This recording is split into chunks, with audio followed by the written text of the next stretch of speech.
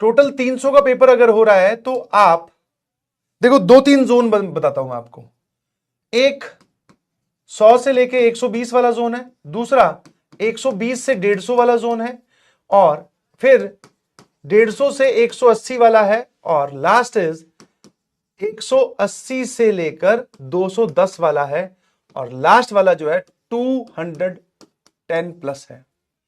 ये आप बोल सकते हो कि कंफर्टेबल या फिर मतलब ड्रीम जोन आ गया। मतलब यहां पे आप पहुंचने की कोशिश करो।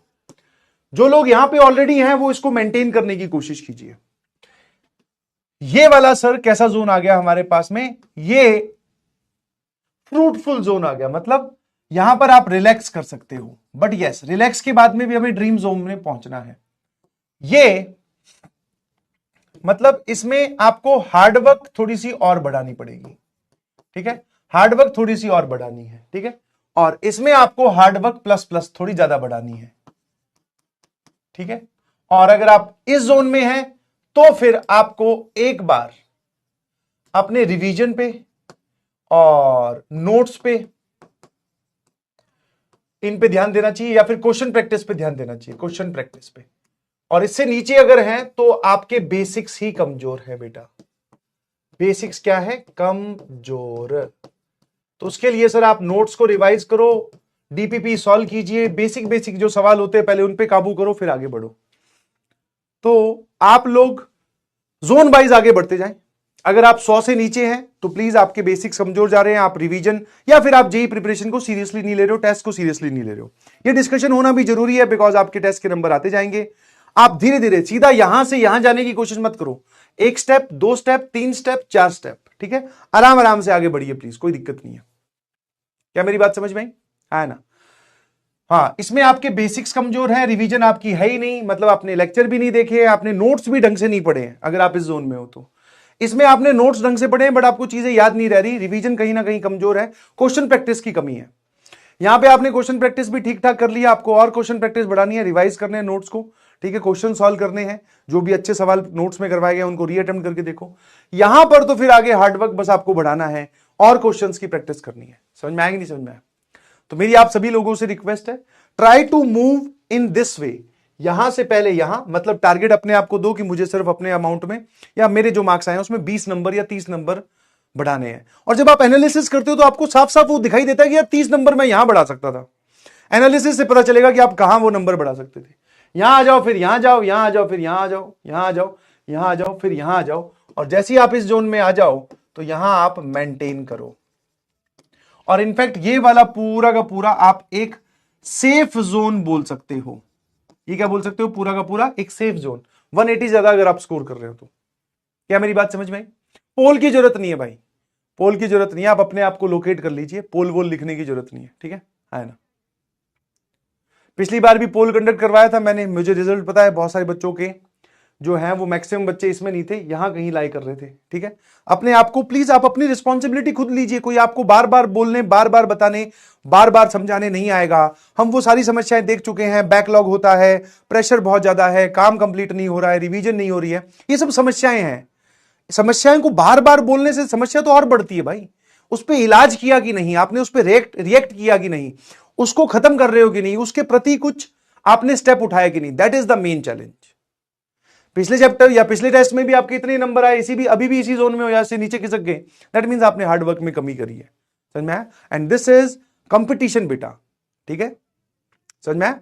कंपटीशन अगर मैं आपको एक सरल भाषा में समझाना चाहूं कि कंपटीशन क्या होता है, जब आप स्कूल में होते हो, समझने जरा ध्यान से, स्कूल और कंपटीशन में क्या बेसिक फर्क है। सामने एक रूम है, एकदम बेसिक भाषा से समझाता हूं, एक रूम है ऐसे, सर बहुत सारे रूम हैं और आप सब लोग यहां खड़े हो, हर एक को एक रूम अलॉट हुआ है, हर एक को एक रूम अलॉट हुआ है। मान लेते हैं इसके अंदर 100 बैलून रखे हुए हैं, मान लेते हैं ऐसा एग्जांपल के तौर पे, ठीक है। टाइमर स्टार्ट हुआ, बोर्ड्स की बात कर रहा हूं, स्कूल में क्या होता है, टाइमर स्टार्ट हुआ, आपको अपने कमरे में जाना है, मतलब आपको अपने पेपर में 100 में से स्कोर करना है। आप गए, उसमें 100 में से जितने बैलून उठा के ला सकते हो ले आओ बाहर, समझे? तो सबको अलग अलग कमरा अलॉट हुआ था। दिस इज स्कूल, ठीक है, ठीक है। आपके सामने खुद का एक कमरा है, उसके अंदर 100 बैलून रखे हुए हैं, आपको उठा के लाने हैं। नाउ अगर मैं बात करूं जेई की, आईआईटी जेई या फिर कॉम्पिटिटिव एग्जाम्स की अगर मैं बात करूं, तो अब क्या है, कमरा एक ही है और इसके अंदर 100 बैलून रखे हुए हैं और अब आप सब लोग यहां खड़े हो, ठीक है। घंटी बजेगी, गेट खुलेगा, आप सब लोग दौड़ लगाएंगे, अंदर जाएंगे, जिसके हिस्से में जितने बैलून आए उठा लाइए प्लीज। जिसके पास जितने बैलून उतनी उसकी अच्छी रैंक। नाउ सर, अब इस मामले में क्या है, हमें बाकी लोगों से तेज भागना है और वहां उस कमरे के अंदर पहुंचने के बाद में भी स्ट्रेटेजी से काम करना और वहां से मैक्सिमम बैलून उठा के लाने हैं।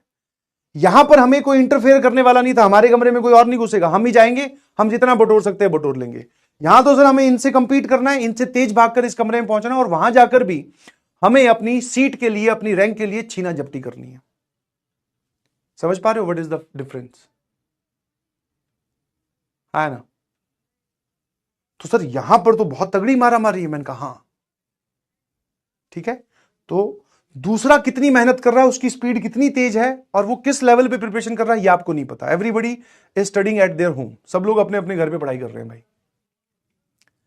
तो आप अपना मैक्सिमम अटेंड करने की कोशिश कीजिए। आप कोशिश करो कि आप हर दिन अपने आप को इंप्रोवाइज कर रहे हो, हर टेस्ट बाय टेस्ट अपना जोन शिफ्ट कर रहे हो, धीरे धीरे आगे बढ़ रहे हो। मैं नहीं बोल रहा कि एकदम 100 से भी नीचे आ रहे हैं सीधे 210 आ जाएंगे, नहीं होता। ये सीधा रास्ता जंप करने वाला कुछ नहीं होता। टाइम बाय टाइम आप आगे बढ़ेंगे, ठीक है। तो प्लीज इस चीज को दिमाग में रखिएगा प्लीज, ठीक है। कंपटीशन आप लड़ रहे हो, है ना, और कंपटीशन अगर आप लड़ रहे हो तो आपको ये फील भी रखनी पड़ेगी कि बाकी लोग कितनी मेहनत कर रहे हैं। जब आप टाइम वेस्ट करो तो अपने आप को थोड़ा सा एक सिग्नल ये भी दे दिया करो भाई कि तू तो टाइम वेस्ट कर रहा है। क्या इस भारत में अलग अलग जगह प्रिपरेशन करने वाले अलग अलग बच्चे सभी टाइम वेस्ट कर रहे हैं? उस टाइम फ्रेम में सभी नहीं कर रहे सर, मैक्सिमम कर रहे होंगे टाइम वेस्ट, सभी नहीं कर रहे। इसीलिए सर मैक्सिमम का सिलेक्शन नहीं होता। सिंपल सी कहानी है, समझ गए?